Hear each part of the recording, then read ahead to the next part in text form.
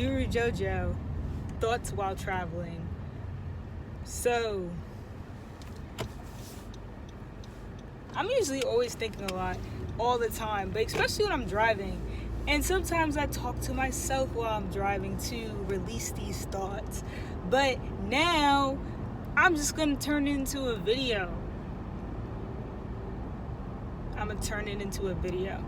Before I get started, I do want to recommend the pancake fries from McDonald's. Pause. I'm going to They're have to stop good. myself right there because The only they're thing not I'm gonna called say is that pancake they're fries. kind of, They're actually like, extra called light. donut Like, sticks. I it's don't very know like why airy. There's I not call them much pancake bread fries. in it, I have which is no idea probably where I good got for that those people from. watching for But like carbs and stuff. it's So Mercury anyways, retrograde, so I I went just wanted to back mention that. and I fixed that up real quick.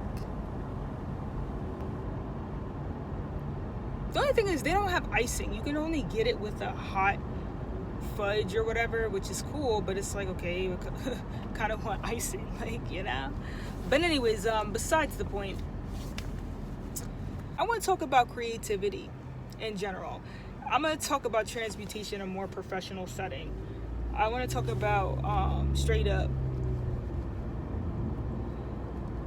how creativity and psychology are connected, especially abnormal psychology, aka mental health and emotional health issues and psychotic issues and whatnot are related to creativity, like creative endeavors, and especially music too. So here's why. A lot of the expressions of people with mental health issues, oftentimes, for some reason, we utilize these expressions in music and dance, I've noticed. And it makes sense because, like, creativity is derived from an emotional expression. So it's derived a lot from that sacral chakra. And we can channel messages from the crown chakra. But in general, the sacral and the third eye are very connected to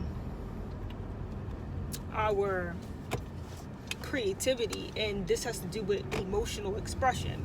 Now, most mental health issues, mental health issues, let's call it for now, they're derived from an emotional disruption. And what I mean by an emotional disruption is any sort of switch or inappropriate or uncomfortable transitioning of an emotional expression. So in other words, when somebody switches too quickly in their emotional vibration, we are subconsciously attuned to believing that this person has a problem, such as bipolar. Outburst disruptions are generally associated with some sort of problem, mental health problem, a psychotic problem, because generally people with these problems have an extreme expression of this behavior. And it shows one of the main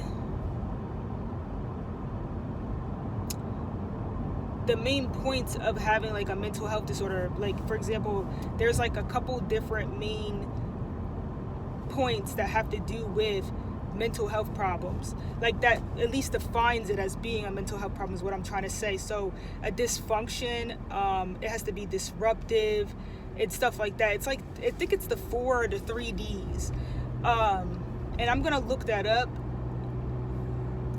and clarify that and put it in the description. So with that being said, right, once you're having a disruption in your, like, once like a problem becomes completely disruptive in your life and whatnot and dysfunctional, that's what it's considered to be a mental health issue. That's the pattern. So this is the reason why when people behave in this manner, we kind of feel like, oh, something's wrong with them. A lot of times people are just very creative, but this is all still derived from a repressed expression. That's why repression is one of the main seeds that are planted that causes possibly a mental health issue. So holding on to something for way too long and not being able to have an outlet for it is what essentially makes somebody go loony. Now, people that are very creative, they generally have the ability to express these things, aka express their repressions in a very creative manner.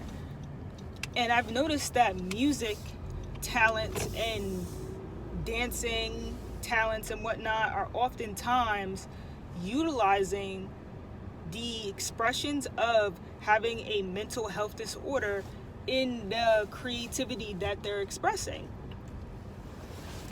Like, why do we use things like pop locking and like stuttering and whatnot, and like a quick shift in vocal transitioning, like going like, oh, like shit like that you look crazy, you sound crazy, right? Nah, that's music though. Why? Because instruments express itself in that way. And all I have to do is slur in some vocals and everybody thinks I'm a flipping alcoholic or like a drug addict or something. Like, I remember when I first played Sit Aside to my dad, he's like, you sound like you're on drugs. And I was like, all right, and I turned it off. But it's like I'm slurring. Like, I used to play the flute when I was younger. So the flute is often played through slurs. It doesn't have to be. You could play like straight up like do do do. But like a lot of the melodies sound a lot better when we slur the vocal, when we do slurring with the instruments. Now, I played the flute long ago, but my point is that this is what I'm subconsciously influenced by, so I prefer to sing in a slurred manner. But unfortunately today, people who take stuff like Xanax and whatnot, or people who like overdrink or something like that and now they can't speak, they express themselves in this manner, and I happen to express myself in this manner, and here you go, this is another paradox that I have, because I'm doing a similar expression, so there's a shared value, but it's for a different purpose. One person may be doing it to cover up a problem that they have, like a drug addiction, where I'm doing it because I flipping grew up playing instruments, and instruments generally have a slurring expression to it, aka like instruments usually like, so that's the way I sing. I might sing like, I was walking down the street. You know what I'm saying? Now, if I was doing opera, ain't nobody would have thought that. But because I'm flipping black and I'm slurring, she popped a Xanax, I can't speak. Fuck everybody, yo. And I mean that. And I love you. Peace, love, light, blessings.